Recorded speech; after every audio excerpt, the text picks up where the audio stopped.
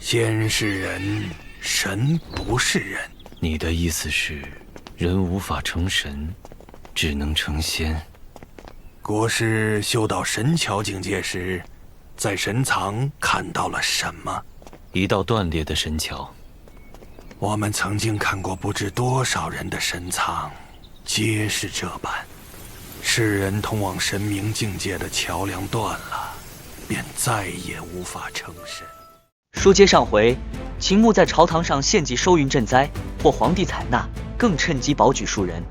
此刻，这位年轻的魔教教主正以教主身份传下法旨，召来左右护法使，部署一场空前行动。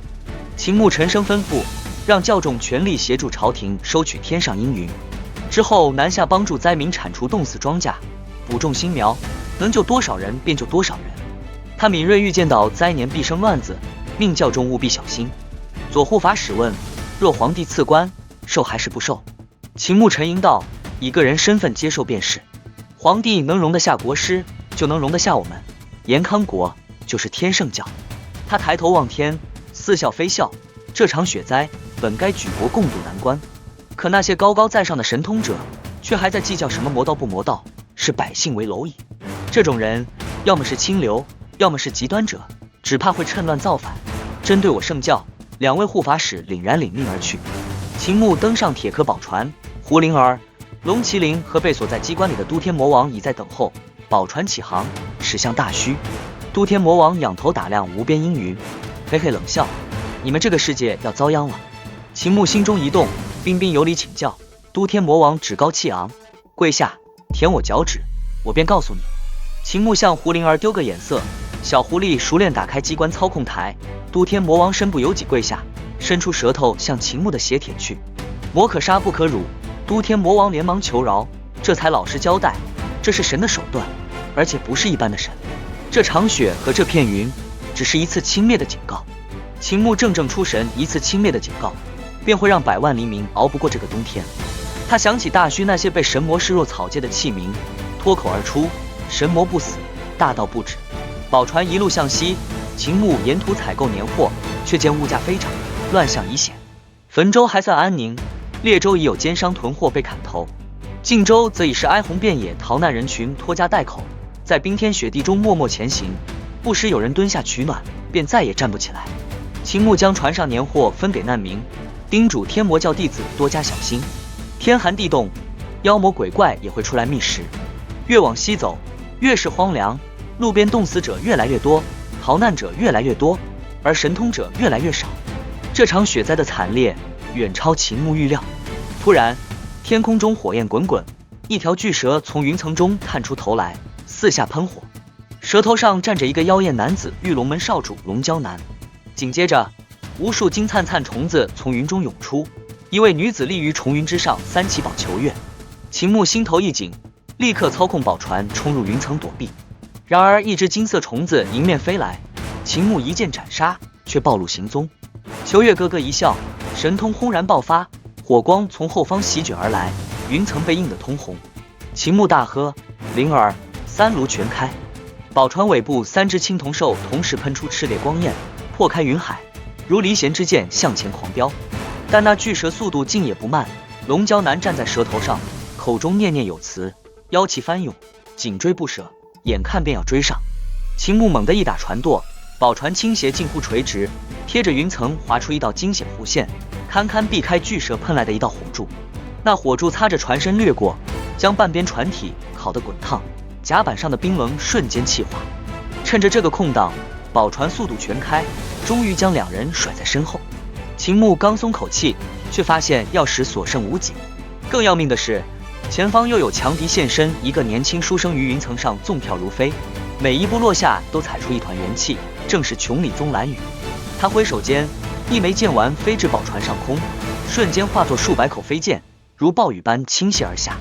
秦牧急忙撑起元气护罩，但那飞剑犀利无比，瞬息间便将护罩刺得千疮百孔，多钉满甲板。秦牧怒吼一声，少宝剑出鞘，一剑劈出，正是劈剑式。剑光如劈炼斩过，那枚剑丸竟被生生劈开，数百口飞剑纷纷断裂，从空中坠落。蓝雨见状不禁反笑，好剑！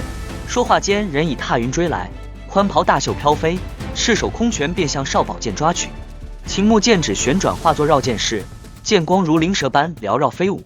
只听哧哧声响不绝，蓝雨身上衣裳被切成碎片，片片飘落，整个人赤条条，一丝不挂。但他竟毫发无伤，只是停步与宝船拉开距离，啧啧称奇，好剑法。秦牧刚要趁机遁走，上空突然佛光大放，一尊金身大佛从天而降。那大佛盘坐虚空，双掌合十，周身佛光普照，威压如山。秦牧只觉一股无形大力压来，宝船船身发出咯咯吱吱的声响，竟被压得向云层中沉去。他体内骨骼也传来难以支撑的脆响，出手的正是半痴和尚。这一世金刚无能胜，刚猛无仇。千钧一发之际，秦牧猛地一晃身形，现出牛首人身、足踏双龙的荧惑星君形态，霸体三丹功疯狂运转，周身烈火熊熊，修为暴涨。他眉心第三只牛眼猛然睁开，一道火光冲天而起，嗤的一声刺穿大佛脑后的日轮。那日轮崩碎，大佛虚影消散，半痴和尚闷哼一声，单脚而立，另一条腿鲜血淋漓。他硬挡秦牧剑招，虽挡住，却也被伤了腿脚。但他单脚在云层上一点，一朵白莲托起身形，竟依旧紧追不舍。宝船速度渐渐放缓，秦牧心知不妙，这些人拼尽全力追赶，说明前面还有更多高手在等着他。果然，云海之上，奇景出现，一口口巨大冰剑从云中生长出来，如参天巨木林立，五色光芒在阳光下折射，绚丽而致命。一个蓝裙女子行走于冰剑之间，以元气化作10多条手臂，操控冰剑做出劈砍刺击。离秦攻玉娥，实力比半痴更胜一筹。秦牧脸色巨变，猛打船舵，宝船倾斜的几乎与云海垂直，堪堪从冰剑群落边缘呼啸掠过。然而那女子速度竟快得惊人，在云层上疾驰追来，冰剑从云中不断刺出，阻截宝船去路。咔嚓一声巨响，船底撞上一口冰剑，巨震之下，秦牧险些被甩飞。紧接着，冰剑如灵，从四面八方劈下。都天魔王！秦牧怒吼。都天魔王懒洋洋走出船舱，冷笑：“你也有求我的时候。”见秦牧眼神杀人，这才念动魔语，八臂高举间，一道黑光射入云海，魔雾瞬间席卷方圆10余里，将玉娥笼罩其中。离秦弓剑诀最重心境，被这魔雾一冲，玉娥道心大乱，心魔丛生，竟衣衫半解，面色潮红，向随后赶来的半痴和尚扑去。半痴大惊，连忙挥动9环禅杖，以佛音棒喝，玉师姐醒来，这才将他唤醒。趁着混乱，秦牧驾船冲出重围。然而元弓剑派袁山幼稚，他纵跳如猿，身法诡异，人在半空，剑光已如暴雨倾泻。那剑光密集至极，叮叮当当定在宝船上，船身瞬间千疮百孔，四面漏风。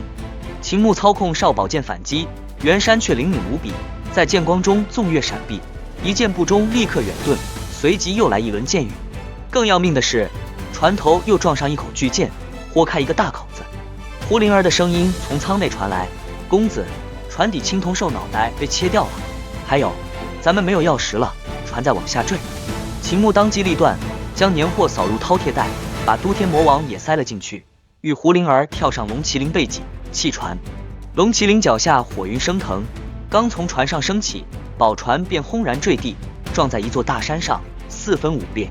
紧接着3口丹炉连环爆炸，蘑菇云冲天而起，碎片如暴雨般击射，摧毁了成片山林。胡灵儿回头看着那毁天灭地的景象，结结巴巴道：“公子，你刚才说降落的时候会有些颠簸。”秦牧嗯了一声，拍拍龙麒麟：“龙胖子，再跑不快，不等过年你便会被吃掉了。”身后各路高手仍在紧追，而那片笼罩全国的阴云依旧沉沉压在延康国上空。秦牧等人正朝着大徐深处的残老村奔逃，那里有他的家人，也有未知的凶险。